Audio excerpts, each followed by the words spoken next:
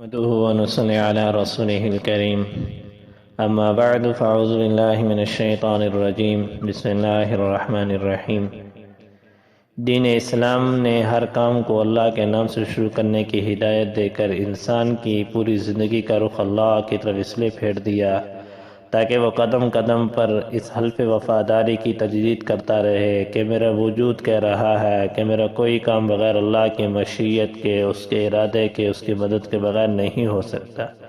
اس لیے انسان کو اپنے ہر کام کے شروع میں بسم اللہ پڑھنا چاہیے۔ بسم اللہ کا پڑھنا کار ثواب، بسم اللہ کا لکھنا ذریعہ نجات، بسم اللہ کا وظیفہ باعث برکات ہے۔ اس کی تلاوت کے اجر و ثواب کا ذکر کرتے ہوئے مشہور صحابی حضرت عبداللہ ابن مسعود رضی اللہ تعالیٰ عنہ فرماتے ہیں کہ رسول پاک صلی اللہ علیہ وسلم نے فرمایا، جو شخص بسم اللہ الرحمن الرحیم کی تلاوت کرتا ہے تو اللہ تعالیٰ بسم اللہ کے ہر حرف کے بدلے میں اس کے نامہ اعمال میں 4000 نیکیاں درج فرما دیتے ہیں اور اس کے 4000 گناہ معاف فرما دیتے ہیں اور اس کے 4000 درجات بلند فرما دیتے ہیں۔